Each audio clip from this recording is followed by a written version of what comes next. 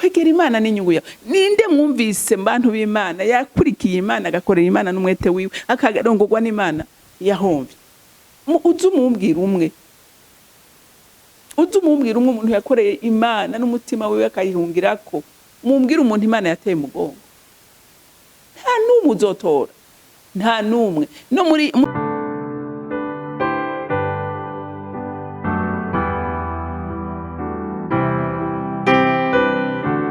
bakunzi bahore CANAAN TV, ndanezerewe kandi gusubira guhura namwe ngo tuganire ijambo ry'Imana.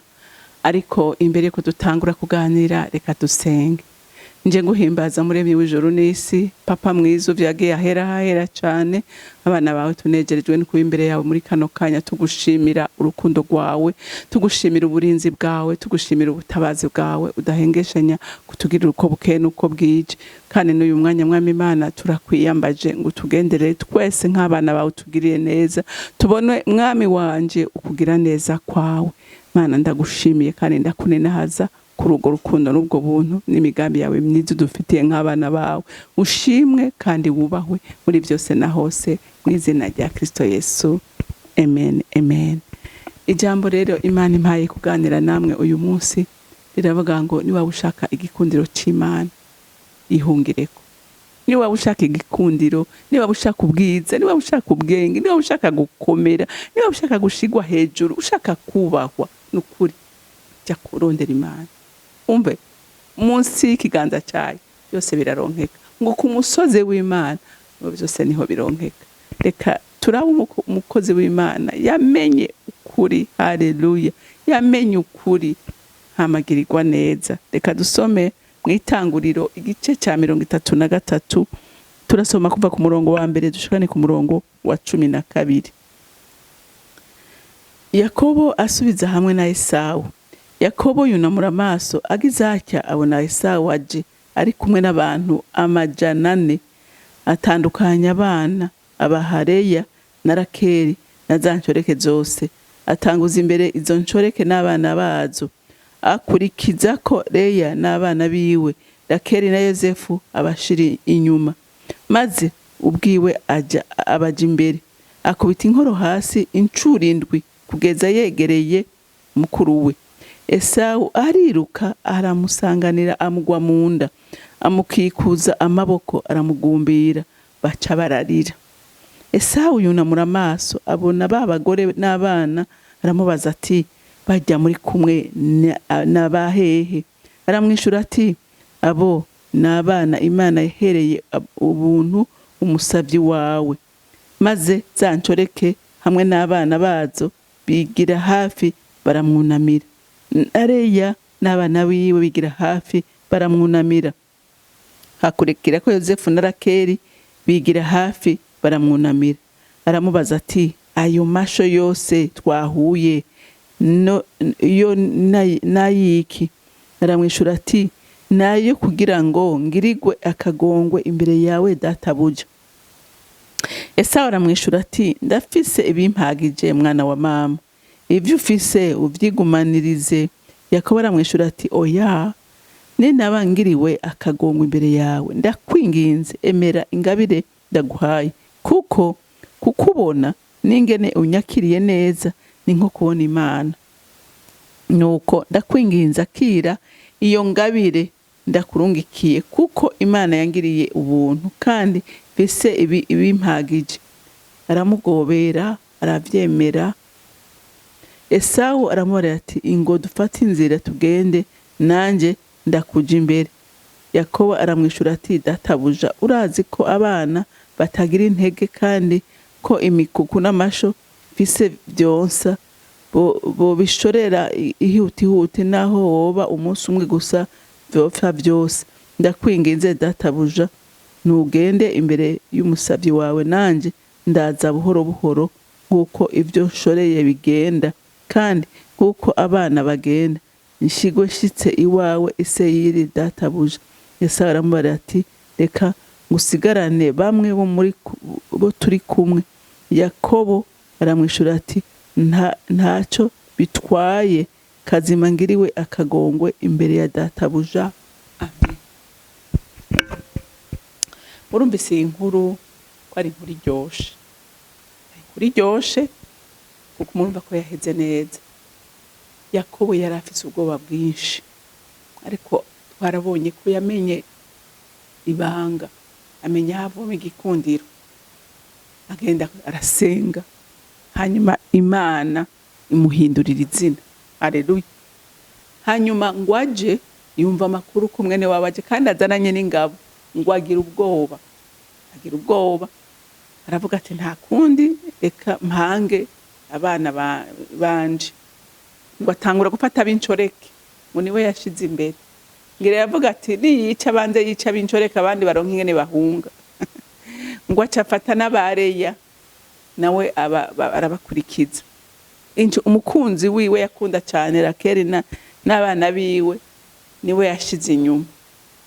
Ngo hanyuma we acaravuga ati nta kundi umugabo apfa nk'umugabo, reka nje imbere yabo. Haleluya. Hanyuma ngo agira iki, acaje imbere yabo. Agiye imbere ngo atangura kwikubita hasi incuro 7 kugira ashikire mukuru we nawe. Haleluya. Imana yari yagiye yorosha umutima wiwe, imwuzuza urukundo rwo gukunda murumuna we. Haleluya. Ngo akimubona acara ngo arirukanga aramugumbira, ngo hanyuma ngo bose baraturika bararira. Haleluya. Inkumbu zari nyinshi. Inge nkubwire, menya ko n'umwasi wawe ni waje imbere y'Imana, n'umwasi wazohinduka umukunzi kandi agukunda urukundo nawe ruzogutangaza. Haleluya. Kubera iki? Kuko Imana niyihindura imitima, niyihindura amateka, niyihindura amazina y'abantu. Yakobo yari yahinduriwe, yahawe izina rishasha. Hanyuma agira iki? Agira igikundiro imbere ya mukuru we. Na mukuru w'Imana yari yamusanze reka iramuhindura, agira ibigumbagumba, agira igishika cyo kwakira murumuna we. Wamaca aramubaza ati none ayo masho n'abo bantu bose mbona, ati urabona ibi byose? Ati Imana yampereye umugisha muri kiriya gihugu kubuntu, ati umugisha wose w'ibibondo, aba bagore ati ibi byose ubona ni ibyanje, ati Imana yarampezagiye. Ati none ko ari amasho twahuye yajaye, uko yari yarongitse ibitungwa byo kuja kumushikanira kugira ngo abe arasaba ikigongo. Undi aramubwira ati mbireza Yakobo, ati nukuri ntavyo nkeneye, ati mfise byinshi bimpageje, ati bigumane. Aramubwira ati nyemerera ndaguhezagira, nyemerera kuko jewe mfise byinshi kandi ndifuza kuguhezagira. Ngo hanyuma Esau aravyemera. Ni nkubwire, Imana izohora yemeza n'umwasi wawe. Haleluya. Kuko wahungiye munsi y'amababa yayo, kuko wahungiye munsi y'ubushobozi bw'Imana, Imana izohora yemeza n'abansi bawe. Haleluya. Bahinduka abakunzi bawe. Wumva n'ibyo utari ufitiye uburenganzira ubihabwe, kuko wamenye neza iyi soko y'umugisha iyiva. Ngo hanyuma ngo aravyemera. Ngo kiramubwira ati rero ngo tugende. Aramusaba tumbe nkubwire, ati urabona amashofise ni menshi, harimwo izonsa, ati abana harimwo bato, ati sinogenda nk'uko ugenda, reka nze buhoro buhoro tugende turarara, ntihagire umwana wanje amererwa nabi, ntihagire igitungwa gipfa, ati ndaje ndi nyuma yawe. Haleluya. Hama ngo Esau naramubwira tumviriza, reka rero ndaguhe abantu bakurinda, abantu banje mugumana. Urumva? Amuha n'abantu. Inge nkubwire, wewe ndasubiye kukwinginga kubw'imbabazi z'Imana. Hari ahantu umwasi yagushize, hari ahantu umwasi yakugaraniye, hari agasuzuguriro umwasi yaguteye. Uyu munsi no mu muryango iwanyu ntuvuga, nta n'ukuzi, nta n'ijambo baguha, ariko nagira ndakubwire ngo hariho utanga ijambo, hariho utanga icubahiro. Haleluya. Ijambo ry'Imana yavuga ngo amatanguriro yande naho yari mato,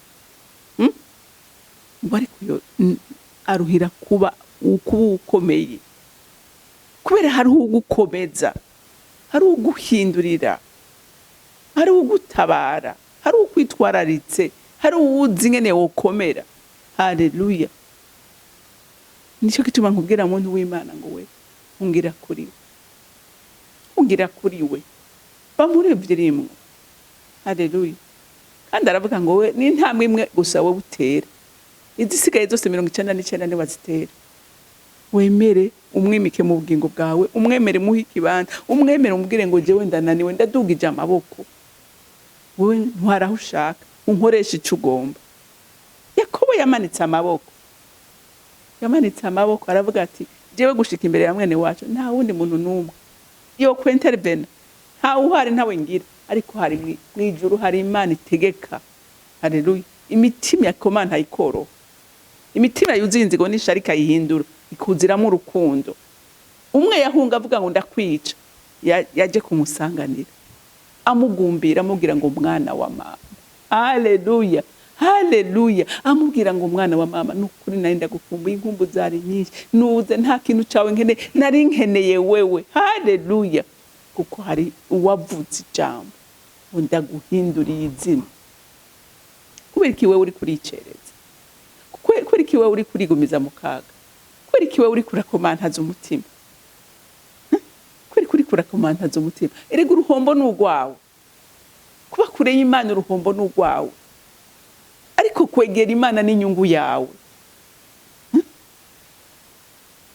Kwegera Imana n'inyungu yawe. Ninde mwumvise mbantu b'Imana yakurikiye Imana agakorera Imana n'umwete wiwe akagarongorwa n'Imana yahomvye? Uzumumbwira umwe, uzumumbwira umwe umuntu yakoreye Imana n'umutima wiwe akayihungirako, mumbwira umuntu Imana yateye mugongo.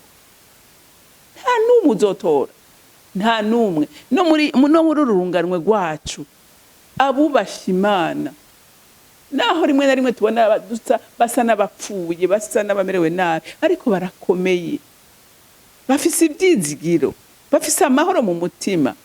Haleluya. Erega hariho n'abantu bafise ibitayega mugata amahoro bafise, atamunezero bafise, baruzuye. Mugabo abashize Imana imbere ugasanga baguwe neza, baramahoro, muri bike byabo baratunganiwe, baratunganiwe. Burya abantu b'Imana nasanze nta kintu kibaho mu buzima kingana n'amahoro. Urazi kubura amahoro n'ingiro zijya ntiziguhaza, n'abavu turayisiga ntagufata, n'impuzu ntikubera. Haleluya. Ariko umuntu yuzuye amahoro y'Imana agira igikundiro ku bantu, agira umunezero, agira ivyizigiro, nta kimutera ubwoba. Ibyo ataronse aravuga ngo Mana ntivyari gwanje. Haleluya. Arindira ivyiwe kubera yanywanye nayo. Amen. Yakobo agirirwa neza kubera yamenye ahungira. Ndero nawe uyu munsi ukamenya aho uhungira, nta kabuza umugabane wawe uzoburonka. Mugabo mwanya utarahamenya nukuri uracyazungurutse, uracyazungurutse ku musozi w'amarushwa n'amagogo. Ariko ni wamenya ko mu Mana ariho umuntu aruhukira, ari hagira igikundiro n'igitinyiro, uzogirirwa neza. Rero Imana yo mw'ijuru ibantera umugisha. Shima muremyi w'ijuru n'isi ko tugufise, turahiriwe. Tugufise ku muvyeyi, tugufise ku mutabazi, tugufise ku mwungere, tugufise ku mukiza, tugufise ko vyose. Rero abakwizeye ntabwo. Ese ico mu uyu munsi Mwami Imana bari bazimiye bakazimuruka bakagaruka kuri wewe, kuko ari wewe ufise inyishu ibibazo byose Mwami Imana dufise muri ino si. Nyemerera mukunzi mwiza, ugirire neza abahungu n'abakobwa bawe Mwami Imana, ubazimurure kugira ngo batabaga. Amicubahiro cyose n'amashimwe garukire wewe, ni mu izina rya Kristo Yesu senze nizeye kubyumvise. Amen, amen. Mwarahezagiwe.